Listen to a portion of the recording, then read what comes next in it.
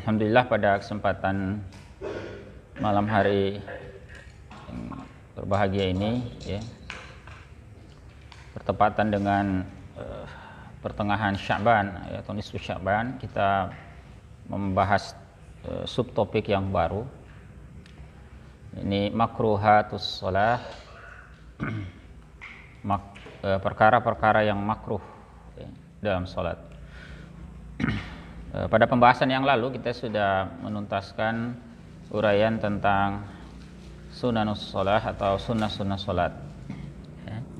Dan bahasan tentang sunnah-sunnah salat itu punya keterkaitan yang erat dengan topik yang kita ulas pada kesempatan malam hari ini ya. Jadi berkaitan erat dengan makruhatus shalah. Apa hubungannya? Para mu'alif menyampaikan sebuah kaidah di awal pembahasan ini. Ini ada kaidah, kullu mukhalifatin li sunnatin minas sunanil lati madha bayanuha, setiap yang menyelisihi sunnah-sunnah yang telah dijelaskan, yadkhulu fi nitaqil makruh, masuk ke dalam cakupan makruh. Ini semua yang menyelisihi sunnah itu berarti dihukumi makruh ya. Apa makruh itu? Wal makruhu huwa kullu ma yusabul musalli ala tarkihi imtisalan la yu'aqabu ala fi'lihi. Perbuatan makruh itu adalah segala yang diberi balasan oleh orang, ya, diberi balasan orang yang sholat itu ketika meninggalkannya. Jadi meninggalkan perkara makruh ya, itu mendapatkan pahala ya, karena melaksanakan tuntunan Allah Ta'ala. Wala yu'aqabu ala fi'lihi, dan tidak disangsi karena mengerjakannya. Jadi kalau mengerjakan tidak berdosa, itu perkara makruh ya. Tinggalkannya berpahala ya, tetapi dikerjakan tidak berdosa. Nah, kalau dihubungkan dengan kaidah tadi, ini meninggalkan perkara sunnah atau menyelisihi kesunahan salat berarti sama dengan melakukan kemakruhan. Para mu'allif di sini memberikan contoh, fatarku takbiratil intiqali masalan makruh. Meninggalkan takbir intiqal. Takbir intiqal itu takbir peralihan ya. Bukan takbiratul ihram ya. Kalau takbiratul ihram itu wajib, bukan sunnah. Rukun dia. Kalau takbiratul intiqal itu takbir yang kita lakukan selain takbiratul ihram. Ini ketika berpindah gerakan, misalnya dari dari berdiri ke ruku, ke takbir. Takbirnya itu takbirat, disebut takbir intiqal. Itu hukumnya sunnah. Maka orang yang meninggalkan takbir intiqal misalnya itu makruh. Mengapa? Li'annal ityana biha sunnah, karena melakukannya sunnah. Jadi kalau ditinggalkan berarti makruh. Contoh yang lain, wa tarkul iftitah bit tawajjuhi aidan makruhun li'anna al-iftitah bihi sunnah. Meninggalkan iftitah, bacaan iftitah ya, misalnya ini wajjahtu wajhiya, itu juga perbuatan makruh. Karena ya, membaca iftitah dengan bacaan itu sunnah. Ya. Jadi sunnahkan membaca misalnya wajjahtu wajhiya lillazi fataras samawati wal ard ya, dan seterusnya. Kalau ditinggalkan berarti makruh. Bisa dipahami ya? Jadi erat sekali hubungan antara pembahasan yang lalu dengan bahasan kali ini. Illa hanya saja anna thimmata tasarrufatin khassatin ukhra yusannu jitinabuha wa yukrahu lil musalli ay yaltabisa biha. Hanya saja terdapat beberapa perkara khusus lain yang disunahkan untuk menjauhinya dan dimakruhkan bagi orang yang sholat untuk melakukan itu. Ya, nazkuru minhal umurat taliyah, kami akan sebutkan diantaranya ya, beberapa perkara berikut. Jadi selain melanggar kesunahan, ada lagi perkara-perkara makruh lainnya. Ini akan beliau sebutkan para mu'alif di sini ada 7 ya, ada 7 poin yang disebutkan. Mudah-mudahan waktu kita memadai ya. Yang pertama, al-iltifatu fis sholati bil unuki illa li hajah. Menoleh dalam salat dengan lehernya kecuali karena hajat. Jadi menoleh, ya, ada kucing lewat, dia lihat gini. Itu makruh. Dengan leher ya. Kalau dengan dada batal sholatnya. Jadi dengan leher saja makruh. Ya. Kalau sampai dadanya juga tidak lagi menghadap ke kiblat, ya, itu bukan makruh lagi. Ya. Apa dasarnya? Rawa Abu Dawud wa ghairuhu anna Nabiy sallallahu alaihi wasallam qala, diriwayatkan oleh Abu Dawud dan lain-lain, sungguhnya Nabi sallallahu alaihi wasallam bersabda, la yazalullahu azza wa jalla muqbilan 'alal 'abdi fi salatihi ma lam yaltafit. Allah senantiasa berhadapan dengan hamba dalam salatnya selama hamba itu tidak berpaling. Nah, ini tidak menoleh. Fa izal tafatan sarafa anhu. Jika hamba itu menoleh, ya berpaling pula ya Allah Taala darinya. Wa qad bayyana an-nabiy sallallahu alaihi wasallam anna al-iltifata innama huwa ikhtilasun yakhtalifuhu asy-syaitanu min salatil 'abd. Juga telah dijelaskan oleh Nabi sallallahu alaihi wasallam bahwa menoleh itu tidak lain merupakan ikhtilas. Ini perkara yang dicuri. Ini bagian yang dicuri oleh syaitan dari salat seorang hamba. Ya, artinya hilang pahala ketika melakukan itu di bagian itu. Harusnya dia dapat 100%, tapi karena dia menoleh, ya, itu dicuri ya bagian itu oleh syaitan. Ya, rawal dzalikal Bukhari, itu diriwayatkan oleh Al-Bukhari. Wali anna hadzal iltifat, dan juga karena sifat perilaku menoleh itu, ya, wali anna hadzal iltifat yunafil khusyu' al-matlub fi shalah, menafikan kekhusyuan yang dituntut di dalam salat. Orang dituntut khusyuk, tapi karena dia menoleh ke kanan ke kiri, maka ya berkurang kekhusyuannya. Itu dengan catatan tadi apa? Tidak ada kebutuhan untuk itu. Amma idza kana hunaka da'in ilal iltifat, adapun jika memang ada faktor yang membuat dia menoleh, kamuraqabati aduwin misalnya mengawasi musuh, ya, seperti mengawasi musuh misalnya, ya. Misalnya dalam medan perang orang sholat, lalu sesekali orang yang sholat itu melihat ke kanan ke kiri, ya, mengawasi, jangan-jangan ada musuh, maka fa innahu la yukrah, maka itu tidak dimakruhkan, ya. Wa dalilu dzalika ma rawahu Abu Dawud bi isnadin sahih. Ya, dalilnya, ya, dalil hal itu adalah riwayat Abu Dawud dengan sanad yang sahih. An Sahl bin Hanzaliyah, ya, dari Sahal bin Hanzaliyah qala, beliau berkata, suwiba bis salati, yakni salatus subuh. Fa ja'ala Rasulullah sallallahu alaihi wasallam yusalli wa huwa yaltafitu ila asy-sya'bi. Qala Abu Dawud, wa kana arsala farisan ila asy-sya'bi min al-laili yahrusu.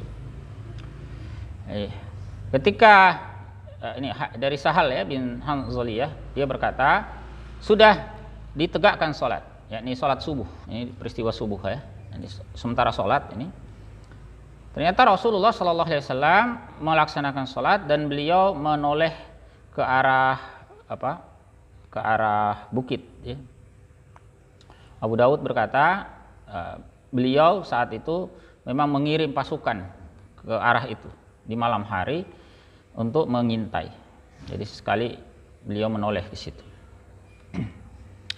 Jadi itu ada hajat, ada kebutuhan.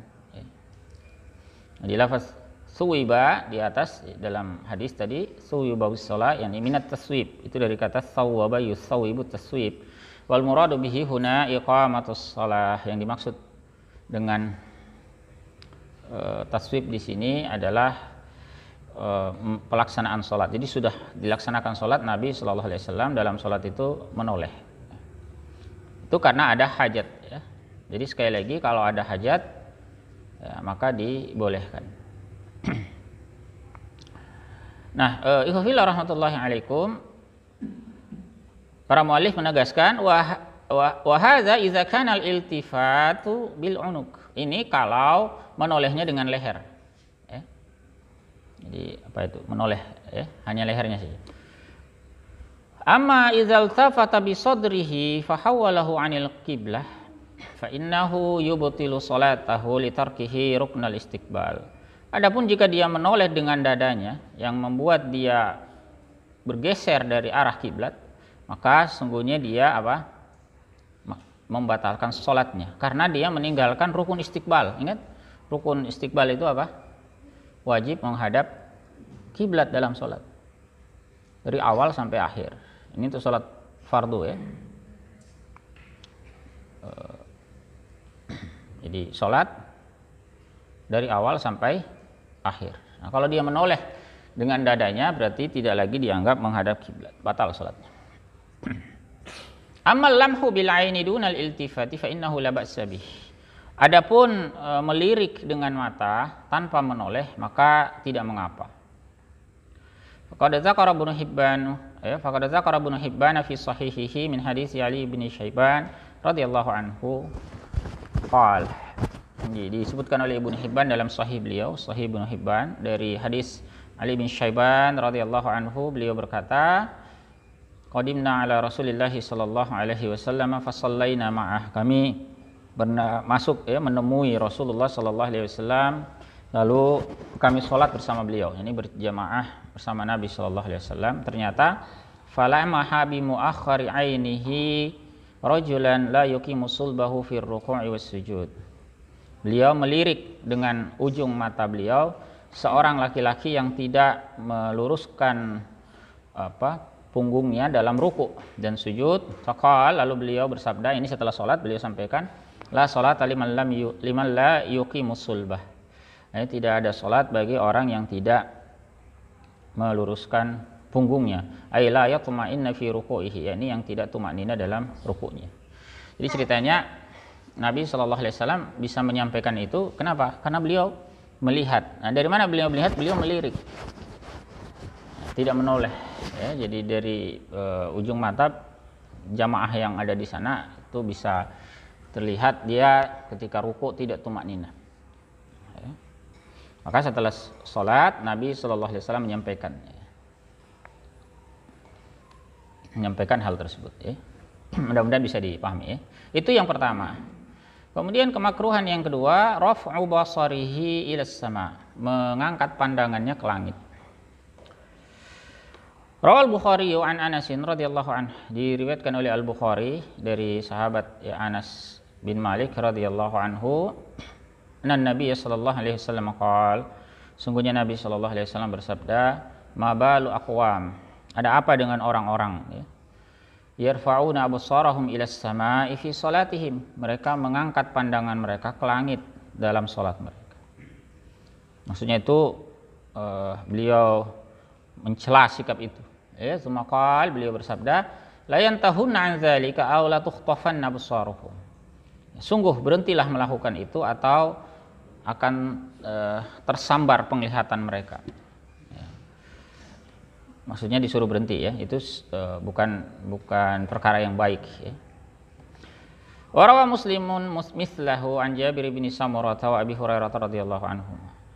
Ini juga diriwayatkan oleh Imam Muslim selain oleh Imam Al-Bukhari ya, dari jalur Jabir bin Samurah dan Abu Hurairah radhiyallahu anhuma. Yang ketiga, kafu sya'ri wa tashmiru atrafis thawbi asna as-shalah.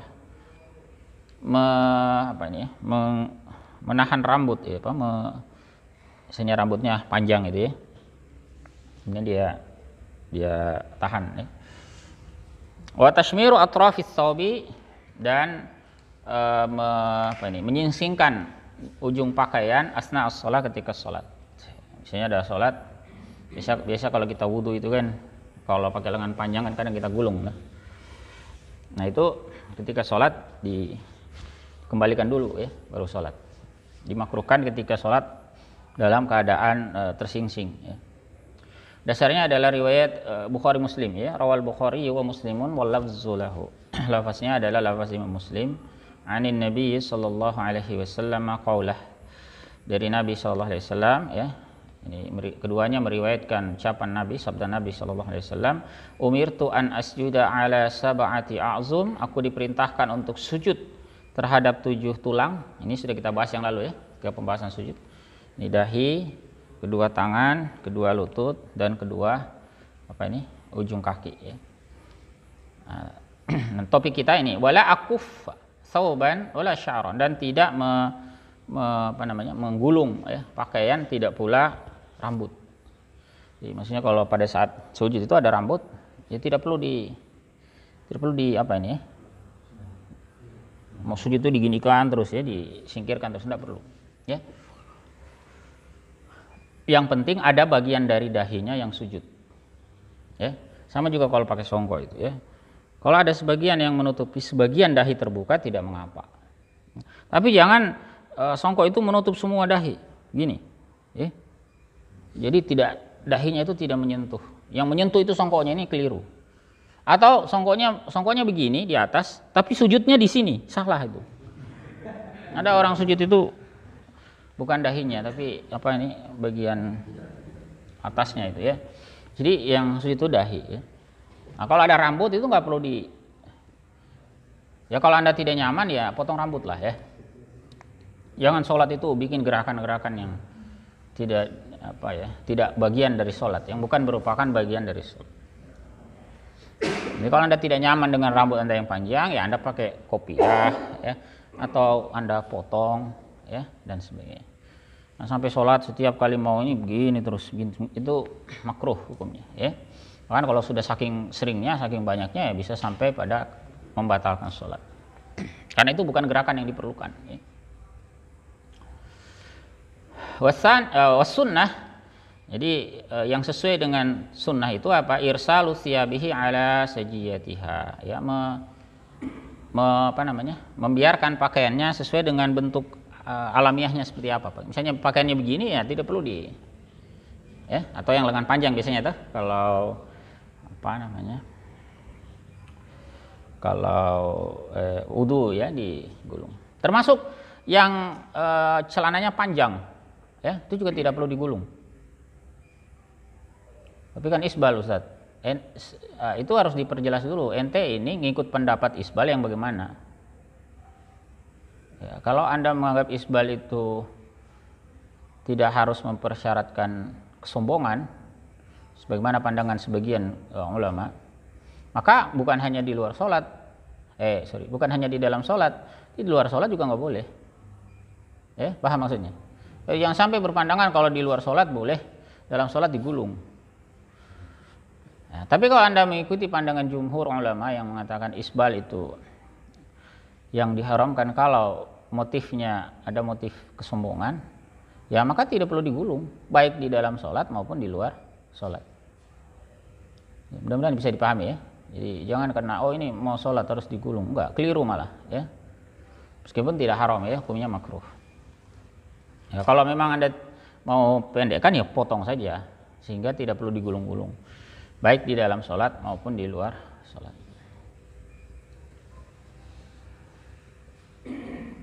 Kemudian yang keempat ya, kemakruhan berikut, as-salatu 'inda hadratit ta'am. As-salatu 'inda hadratit ta'amin tatuqu nafsuhu ilaihi. Salat ketika hadir makanan sudah terhidang, sementara dia sangat berkeinginan kepada makanan itu, misalnya karena sangat lapar. Jadi dimakruhkan sholat dalam kondisi seperti itu. Linsyighali nafsihi bihi mimma yafutu alaihi al-khusyu'u fi shalah. Karena itu menyibukkan dirinya sehingga bisa membuat kekhusyuan itu hilang dalam sholat. Apalagi kalau makanannya harum, mengundang selera, dia sholat cium bau makanan ya, sementara dia lapar, maka makruh hukumnya.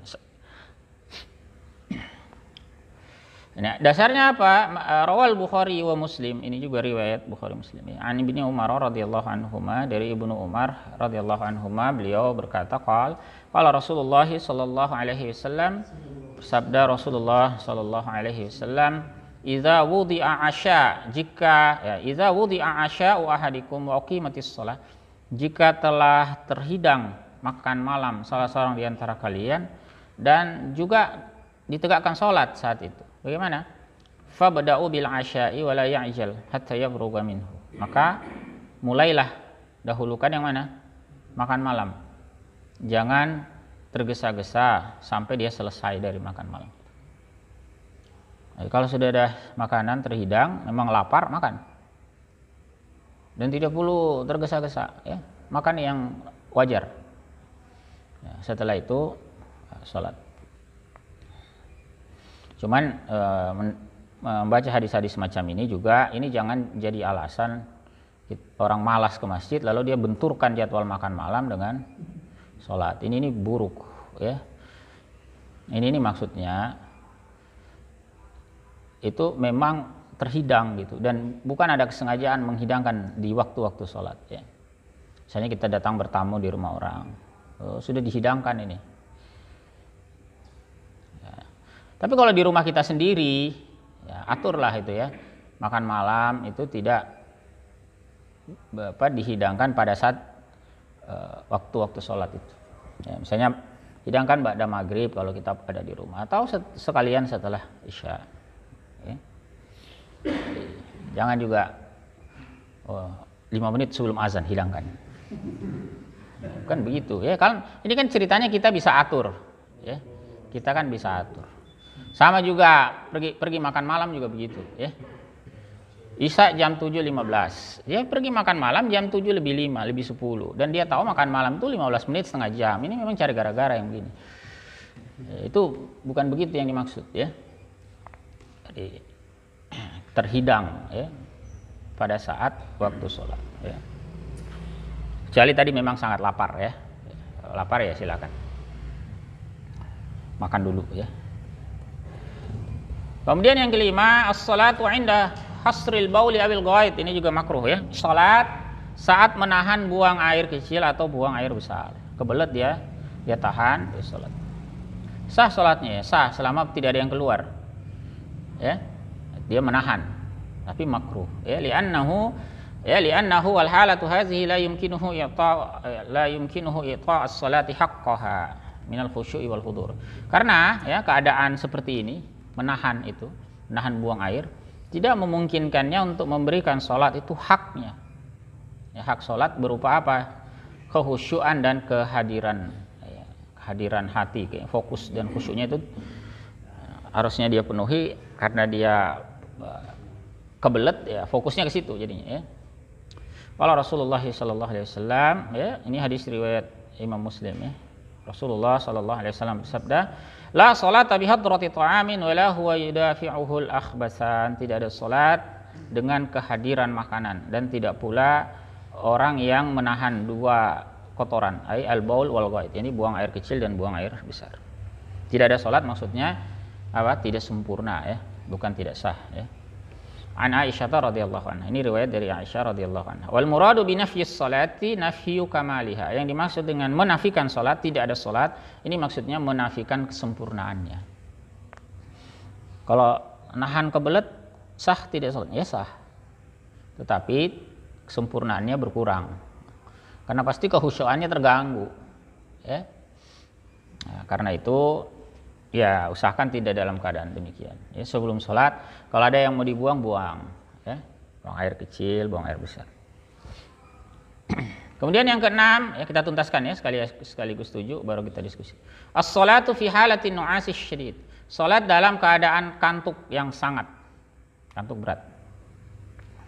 Wa dzalika bihaitsu la ya'manu dhabt qira'atihi was-sahwa fihi. Yaitu di mana yang bersangkutan tidak bisa menjamin kebenaran ketepatan bacaannya, ya, dan juga lupa, tidak bisa jamin dia tidak lupa maksudnya. Nanti dia baca apa gitu salah karena ngantuk. Ini berarti ngantuk yang berat, ya, bukan kantuk biasa, ya. Kalau sholat subuh gimana? Sama, berlaku juga ini, makruh kalau sangat ngantuk. Tapi sekali lagi jangan jadi alasan. Nah, itu, ya, harus dipahami begitu, ya. Itu cara berpikirnya begitu. Makruh melakukan itu, tapi kemudian jangan jadikan itu alasan. Oh, kalau biar sholat subuh saya sempurna, saya tidur saja dulu. Bukan begitu, ya, bukan begitu. Apalagi kalau ngantuknya itu kenapa? Karena begadang. Ini lebih rusak lagi, ya. Jadi perkara yang bisa kita atur, kita atur. Jangan tidur larut malam, ya. Termasuk mohon maaf, ya, qiyamul lail yang membuat dia sangat kelelahan, sangat ngantuk. Itu juga bayangkan dia kejar yang sunnah tapi kemudian sholat subuhnya ya kalaupun dia kerjakan kualitasnya berkurang karena sangat ngantuk. Jadi jangan sampai kejadian yang begitu ya, diaturlah ya, tidur yang cukup ya. Ya, sekali lagi ini bukan alasan orang malas ya. Anda malas itu bukan. Ini kantuk yang sangat. Kalau kantuk biasa itu biasa. Oh, ngantuk sekali ini. Itu ada ngantuk sangat itu misalnya karena kelelahan. Dia misalnya ya karena satu dan lain hal baru pulang dari luar kota, perjalanan darat dari mana misalnya ya, 10 jam perjalanan darat baru sampai jam 3-4 subuh. Lelah sekali, capek sekali. Bisa jadi begitu. Yang perjalanan itu dia nggak bisa atur, itu ya dia begitulah ya, sikon. Beda cerita kalau tadi itu nonton bola tengah malam, sengaja begadang atau ngobrol di warung kopi dari jam 9 malam sampai jam 3. Sudah habis kopinya dari jam 10 sudah habis tapi ngobrolnya nggak berhenti. Jadi ini penyakit ya, penyakit. Ya, jadi hal-hal seperti ini jangan dijadikan alasan. Jadi ini maksudnya orang-orang yang terserang kantuk sangat ya. Kalau sholat subuh itu sulit bangun itu bukan kantuk sangat, itu mohon maaf itu dikencingi syaitan ya. Sulit bangun sholat subuh itu syaitan kencingi ya. Atau dalam hadis itu syaitan mengikat ya. Ada beberapa ikatan. Bagaimana biar hilang? Ya bangun. Bangun. Ngantuk Ustaz nggak bisa bangun. Bangun, begitu caranya. Ya. Jadi kadang perkara-perkara seperti itu tidak perlu teori muluk-muluk ya. Sama juga orang tanya, bagaimana Ustaz biar istiqomah sholat malam? Ente bangun. Saya itu sholat malam. Dari mana dasarnya? Itu ada firman Allah Ta'ala dalam surat Taubah. Ya, ketika Allah Ta'ala merintahkan jihad itu, infiru khifafa wa thiqala. Berangkatlah kalian dalam keadaan ringan dan dalam keadaan berat. Nggak usah tanya apa tipsnya berangkat jihad itu dalam keadaan ringan. Berangkat. Begitu ya. Nah, bagaimana tips bangun malam? Bangun. Ya. Sholat malam. Ya, subuh juga begitu. Bagaimana menghilangkan ngantuk? Bangun. Jadi jangan begini. Kenapa nggak bangun? Ngantuk Ustaz. Nah, bukan begitu. Cara menghilangkan ngantuknya gimana? Bangun. Jadi bukan agar bangun ngantuknya dihilangkan dulu, bukan. Tapi bangun dulu sehingga ngantuknya hilang. Bangun. Ya, ketika dia bangun kan tuh dalam hadis disebutkan terlepas satu ikatan. Nanti dia berwudu ya dan seterusnya. Terlepas lagi ikatan yang lain. Dasar dari kemakruhan ini adalah riwayat Bukhari Muslim juga dari Aisyah radhiyallahu anha. Rawal Bukhari wa Muslimun an Aisyah radhiyallahu anha qalat qala Rasulullah sallallahu alaihi wasallam. Bersabda Rasulullah sallallahu alaihi wasallam, "Idza na'asa ahadukum wa huwa yusalli falyarqud hatta yazhaba anhu an-naum." Jika mengantuk salah seorang di antara kalian saat dia sedang sholat, sementara sholat ngantuk. Bagaimana? Falyarqud, tidur dulu. Ya, tidur. Jangan ke tempat tidur ya. Misalnya masjid, ya tidurlah sebentar ya. Tidur. Ya 2-3 menit setelah itu sudah bisa bangun. Ya. Jangan ke tempat tidur. Nanti jam 7 pagi baru bangun itu. Ya. Ngantuk berat ya tidur. Ini memang hanya ngantuk ya, bukan sakit atau apa ya. Ngantuk memang ngantuk saja. Ya, kalau dia ngantuk ya sudah, tidur sejenak saja. Ya, bersandar atau duduk sejenak. Tadi tidur sampai hilang ya. Falyarqud itu tidur bukan tidur berat ya. Tidur. Bahkan ada yang menyebutkan yarqud itu tidurnya duduk ya. Fa inna ahadakum idza shalla wa huwa na'isun la'allahu yazhabu wa yastaghfiru fa yasubba nafsah. Karena seseorang di antara kalian jika dia sholat dalam keadaan ngantuk, bisa jadi dia mengira dia beristighfar padahal ternyata dia mengucapkan kata-kata yang buruk atas dirinya. Jadi, mungkin dia kira dia berkata baik karena dob qiraatnya tidak bisa dijamin, kebenaran atau ketepatan bacaannya tidak bisa dia pastikan, akhirnya justru kalimat yang buruk yang terucap. Ya, kalau memang sangat ngantuk ya, bukan ngantuk biasa ya, ngantuk yang sangat. Yang ketujuh, ini yang terakhir ya, as-shalatu fil amakinit thaliyah, salat pada tempat-tempat berikut. Jadi ada beberapa tempat yang dimakruhkan kita salat ya. Yang pertama al-hammam. Hammam ini apa? Kamar mandi. Makruh. At-tariq, jalan salat di jalan ya. As-suq, pasar, al-maqbarah kuburan, al-kanisah gereja. Tidak haram Ustaz sholat di gereja? Iya, makruh dalam mazhab Syafi'i. Ini secara asal ya. Tapi kalau dijadikan propaganda sekularisme liberalisme itu pembahasan lain, itu haram hukumnya. Jangankan sholat, masuk saja di situ, kalau itu dipropagandakan ya haram. Jadi bukan masalah sholat atau tidaknya ya, propagandanya. Ya paham maksudnya ya? Jadi jangan setelah kajian ini bilang, oh ya Ustaz tidak haram berarti sholat di gereja. Jadi mari kita pergi sholat di sana. Itu bukan begitu maksudnya ya. Al-mazbalah tempat sampah. Tempat buang sampah, TPA ya. TPS ya. Wa'atonul ibil, tempat penambatan unta. Unta itu ditambatkan, kumpul biasanya dia duduk banyak di situ ya. Wahia mabarikuha, ini tempat-tempat dia menderum, tempat ngetemnya unta lah ya, tempat parkirnya unta itu. Bukan kandangnya juga, nggak harus kandang. Kalau di Arab itu kan ada memang semacam tempat parkir tuh. Unta itu dikumpul di sini. Bukan kandangnya, ya. Kalau kandangnya ada lagi ya. Lima zinnati wujudin najasati fi ba'diha wa insyigalil qalbi fi ba'diha al-akhar. Karena ya ini ya ada bisa khawatir diduga ada najis.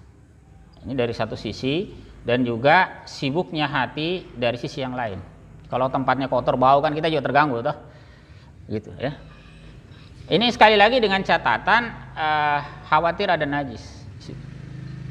Kalau bukan lagi kekhawatiran, memang sudah ada ya nggak boleh. Karena syarat tempat sholat itu bersih dari najis. Ya. Bisa dipahami ya. Jadi misalnya begini ya. Ada orang sholat di jalan, boleh nggak? Makruh hukumnya kalau dikhawatirkan, diduga bisa ada najis di situ. Tapi kalau sudah jelas-jelas ada najis, jelas ada najisnya ya tidak boleh. Ya, sekali lagi bukan makruh lagi. Ya.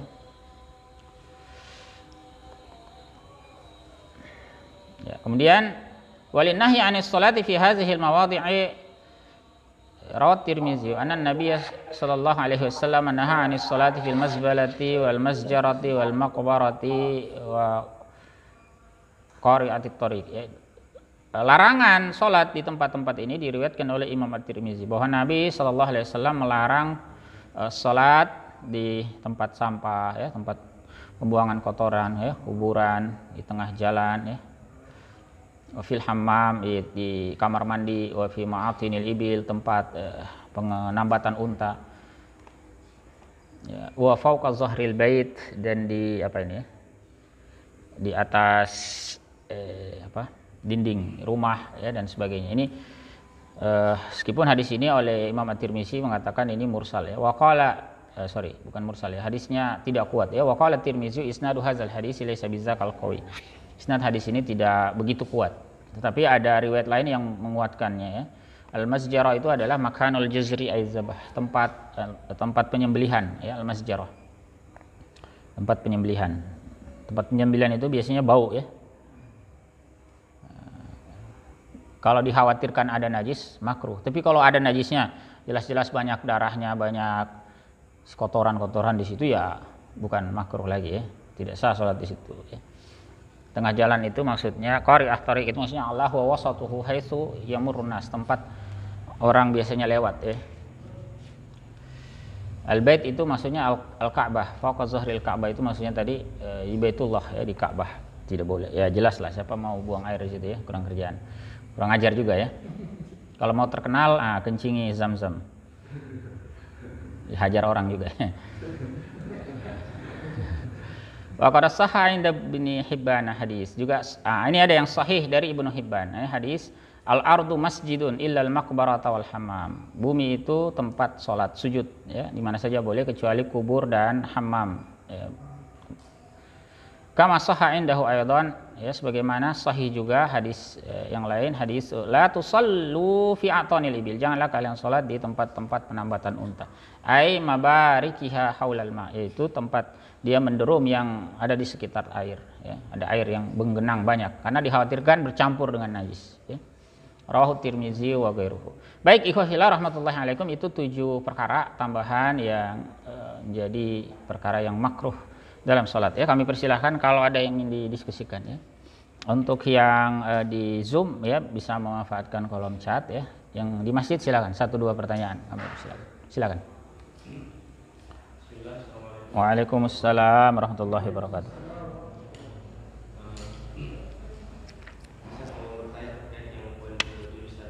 Poin ke mana? Poin yang ketujuhnya terkait tempat-tempat yang makruh untuk melaksanakan sholat.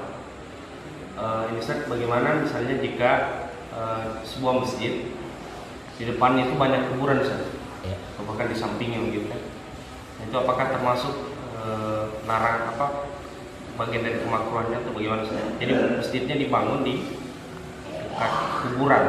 Di dekat Kan kuburan. banyak ada yang gitu. Jadi biasa di depannya kuburan. Ada lagi yang lain? Sudah? Ya, silakan. Waalaikumsalam warahmatullahi wabarakatuh. Apakah sebuah kemakruhan kalau kita sholat di masjid itu dia menempel masjid itu dengan gereja? Sudah? Cukup, ya? Jadi baik, ada 2 pertanyaan di masjid, ya. Yang pertama, masjid di depannya kuburan, apakah masuk kemakruhan? Jawabannya tidak. Ya. Jadi maksud makruh tadi ini ada kuburan, ada pergi sholat di situ, begitu, ya. Kalau ada masjid, ya, di kanannya sebelahnya ada kuburan atau di depannya bahkan ada kuburan, tidak masuk dalam pembahasan tadi, ya. Kemudian yang kedua, masjidnya berdempet dindingnya dengan gereja, apakah juga makruh? Tidak. Ya, jawabannya tidak. Karena itu tidak dianggap sholat di dalam gereja. Jadi sholatnya di masjid, hanya saja masjidnya berdempetan. Ya. Ada di Kota Kendari itu, di Kota Lama sana. Si dakwah wanita itu nempel, ya. Tidak tahu nempel betulan sekarang atau tidak karena sudah renovasi itu. Kalau dulu itu nempel betul satu. Tidak makruh, ya. Kalau antum sholatnya di masjid dakwah wanitanya. Kalau ke sebelah salah buka pintu gitu. Ya. Jadi itu makruh, ya. Kalau di gerejanya, kalau enggak. Ya, sekali lagi itu ketentuan asal, ya. Tanpa mempertimbangkan faktor lain. Kalau ada faktor ikutan lain, nah itu dilihat. Makanya kita kalau bicara fikih itu ada namanya lizatihi, ada ligoirihi, ada hukum ansih, ada lagi hukum yang dipengaruhi faktor eksternal, ya. Kalau sekedar ansihnya sholat di gereja itu makruh, artinya murni perbuatan itu, sah sholatnya sah, tidak perlu diulang nanti. Tapi kalau sudah ada faktor ikutan, nah faktor ikutan ini bisa mengubah hukumnya, bisa menjadikan dia sebagai haram. Jangan kan sholat di gereja, sholat di masjid juga kalau ada faktor ikutan lain bisa jadi haram. Paham, ya? Gitu. Jadi kita bahasnya ansih, ya, faktor tidak ada dipengaruhi oleh faktor lain atau dipengaruhi oleh faktor lain. Kemudian apa hukumnya sujud saat ada helaian rambut di dahi? Tadi sudah kita bahas, ya. Sepanjang ada dahinya yang terbuka, meskipun sedikit sebagian, maka sah sholat. Dahi itu ini, ya, bagian apa ini di atasnya alis sampai ke tempat tumbuhnya rambut. Itu yang dimaksud dengan sujud, ya. Nah, kalau ditutupi rambut semuanya gimana? Ada orang rambut poni misalnya, gini, ya tidak sah. Kalau poninya nutup dahi, bukan nutup mata, ya, tutup sininya juga tidak sah. Ada tuh model rambut yang poni itu. Atau kopiah tadi yang kita kasih contoh, ya, kopiahnya pasangnya, ya, begitu, ya. Kemudian apa sholatnya harus diulang atau tidak? Kalau ada aurat tersingkap tanpa diketahui. Kalau tidak diketahui, ya nggak apa-apa, kan tidak tahu. Tapi kalau tahu, wajib diulang. Kalau auratnya ternyata dia pulang ke rumah, oh sarung saya sobek ternyata di paha. Baru tahu ketika sudah pulang dari masjid. Ya diulang sholatnya. Kecuali ada dugaan bahwa sobeknya itu setelah sholat. Paham maksudnya? Tadi saat bawa motor keserempet gitu ya. Tapi baru lihat di rumah. Dia menduga ini apa dari sejak awal atau ketika terserempet tadi. Karena bagian pahanya misalnya dia agak sakit gimana tuh. Oh berarti bisa ada kemungkinan karena sudah selesai sholat baru terbuka. Maka yang begini tidak wajib diulang. Tapi kalau dugaan kuatnya ini memang terbuka waktu sholat, wajib diulang. Meskipun waktu sholatnya sudah selesai.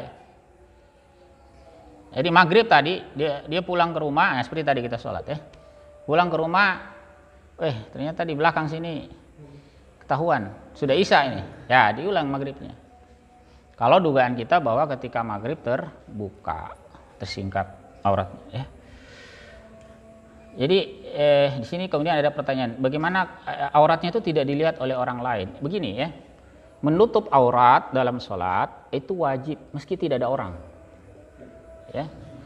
Jadi tidak ada urusan orang melihat atau tidak. Ini berbeda dengan interaksi kita ketika berinteraksi dengan orang lain. Misalnya dalam aktivitas kehidupan sehari-hari di luar sholat. Kalau tidak ada orang lain, kita misalnya di kamar kita pakai celana pendek misalnya, celana boxer itu nggak apa-apa. Tidak ada orang, misalnya hanya anak istri kita yang boleh melihat, tidak apa-apa. Ya. Tapi kalau sholat mau ada orang mau tidak ada orang wajib tertutup. Jadi jangan kemudian ada asumsi begini, kalau tidak ada orang tidak apa-apa. Disamakan dengan hukum sehari-hari, beda. Sama juga muslimah kan begitu toh. Masa muslimah kalau sholat di rumah rambutnya tetap terbuka, misalnya di sholat hanya ada suami saya di rumah, tidak apa-apa. Tetap tidak boleh. Jadi menutup aurat dalam sholat itu bukan karena ada orang atau tidak, tapi memang perintahnya menutup aurat. Adapun kalau dalam interaksi kehidupan sehari-hari, ya ada orang yang boleh melihat, ada yang tidak boleh. Kalau kita bersama dengan orang yang tidak boleh melihat aurat wajib ditutup. Tapi kalau bersama dengan orang yang tidak haram melihat aurat kita, maka aurat tidak harus ditutup. Mudah-mudahan bisa dipahami ya. Baik ya, satu lagi pertanyaan ini karena waktu kita ya. Hukum orang yang suka menunda-nunda sholat ya. Ini tergantung berat ininya ya, berat ringannya ya. Tapi al-aslunya kita itu dituntut menyegerakan sholat. Ya. Di antara amal yang utama itu adalah as-sholatu fi awwali waqtiha, sholat di awal waktu. Kecuali sholat isya, itu memang sholat waktu afdalnya agak di belakang. Jadi sepertiga malam yang pertama ya sekitar pukul 11 lah, itu afdolnya. Jadi sebenarnya kalau mau afdol ya ditunda sholat itu sampai segitu. Dan Nabi SAW pernah melakukan itu.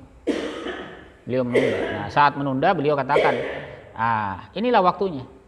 Inilah waktu yang tepat untuk sholat isya itu. Laula an asyukka ala ummati, seandainya tidak memberatkan atas umatku. Jadi beliau lakukan itu sesekali.